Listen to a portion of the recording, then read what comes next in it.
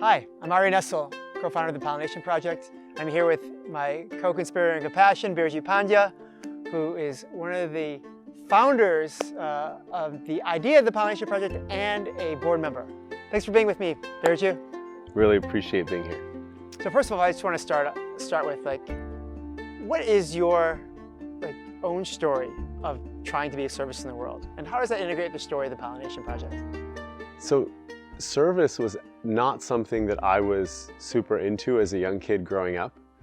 The first time that I really felt connected in with service was as a side effect of feeling really interested in learning about, call it spirituality.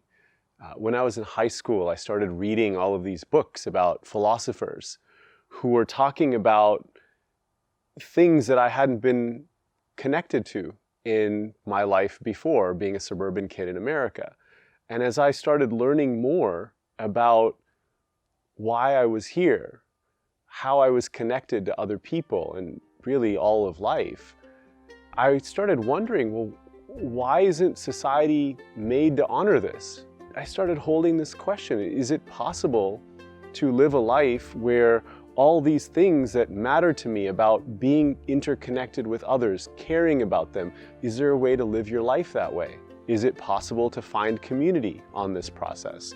And luckily for me, in 2014, I came across this community as a place that, in my eyes, was actually living those values. We're trying to be in service with each other in not just showing up and giving money, or in the context of being a project starter, not just doing the activity itself, but how we do the activity.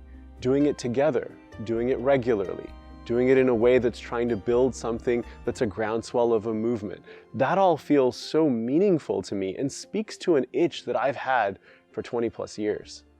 Where are the edges that you find that you have, that you think other people have as well, in trying to make the world a better place? And what have you learned in trying to explore those edges? I'm thinking of a quote by the Buddha. He was talking about how you can make the world a better place. And somebody asked him, how do you do that? And he said 3 things. He said, the first thing you do is you do good things. Great. The second thing you do, don't do bad things. Also great. And then the third thing is keep working on your mind. Grow in your capacity to see how you perceive the world. That was new to me. I started learning that what my motivation was 10, 15, 20 years ago is very different as time goes on, as I continue doing all 3, which incorporates the third, a very important piece of that. If I wasn't doing these activities, I wouldn't have that self-reflective capacity, which I'm so grateful for, because I end up better by doing acts of service. What was going internally was what was changing. You didn't speak much about what was going on externally. Were you still doing the same thing externally while the internal motivations were evolving? Or did the internal motivations change what you did as well?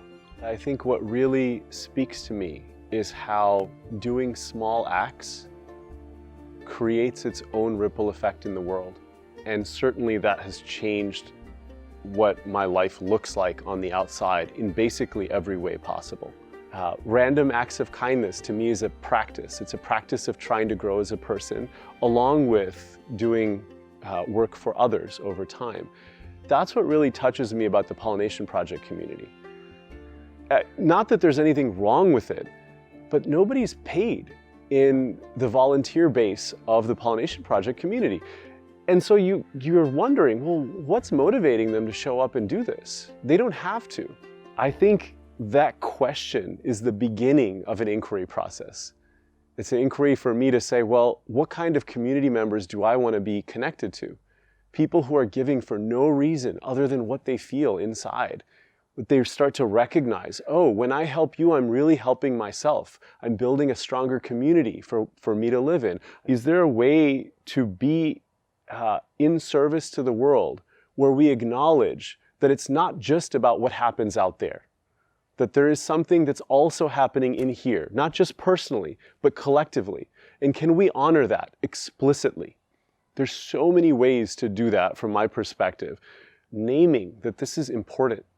One can do that in one's family. One can do that for oneself. Reflecting is an important piece of that. But that's all internal. Are there ways to do it in groups from what I have seen? The principal technology that I've come across is that of a circle. You get people to sit across from each other, and the agenda is not about talking about what's happening out there, but what about in here? What's happening in here? I have seen that happen, and I have seen how people change as a result of that. Of course, communities change, right? Because we're still doing things out in the world. The compassion road, it's actually not a road, it's just brush. I'm going to take a machete and start cutting through that brush, and that's hard. That's easier done if I do it with other people. It's easier done if I do a little bit every day. That is what Pollination Project is. It helps you, it gets you that machete to start walking in that different direction with others. It's almost like a cultivation that's in reverse. It's not like you're trying to create compassion. Compassion is, what I'm hearing is sort of your innate self. What's getting in my way is feeling disconnected from the world around me. What's getting in my way is sort of a motivation that doesn't acknowledge that you and I inter-are. And I'm hearing you say, if that's right, like relationship, connection, community is like sort of like the secret sauce to be able to feel like swimming upstream isn't so hard. To me, communities are metaphors of nature and natural systems, living systems. If you take a plot of land and you put row crops on it and you try to make sure as much food can be grown as possible, you're going to put pesticide and you're going to put fertilizer on it. And you're going to get your product. And every year you're going to have to put more pesticide and more fertilizer because the soil, the interconnection, the web underneath the ground is going to be more and more destroyed. If that's a metaphor, right? So much of us working together, this has been hurt over the course of years and years. And what we have are these monocultures in our society of people just trying to get by. And what do you have as a result of that? You have the highest incidence of mental health illness in history. You have the most inequality that has happened, at least in the history of this civilization. So we have these symptoms of a garden that has been squeezed dry. And when I think about practice, when I think about community, when I think about an inner focus, these are processes to say, okay, I'm going to start building soil. I'm going to start putting mulch on the ground. If I put enough mulch, I'm not going to get a jungle in a year. It's going to take time. But this is the compost process where a year from now I can plant a few more things. How are we going to do that in our society? I think of what we're trying to invite as a broader community, as an ecosystem of thousands of project leaders and well-wishers. It's the attempt to do that compost tea. I think of the design principles of our ecosystem as the same thing. We're trying to align with nature. If you create more harmony in this sort of in the environment and you create a stronger ecosystem around you, it becomes maybe a little bit more effortless. It doesn't require the addition of all these other external efforts because it sort of unfolds in a way that's more joyous. Is that your experience as well? What I have seen happen is a community of people who are interested in this work getting done. They support each other and they support the work. For me, that's an inspiration of recognizing in myself when I take on work and I start to feel the heaviness that you're talking about, what am I missing in how I'm designing my service? It's so hard to practice an awareness that leads to all kinds of unpleasantness as you start to realize how much these systems have been degraded. We're trying our best to grow. And what society may call the bad guy is just ignorance.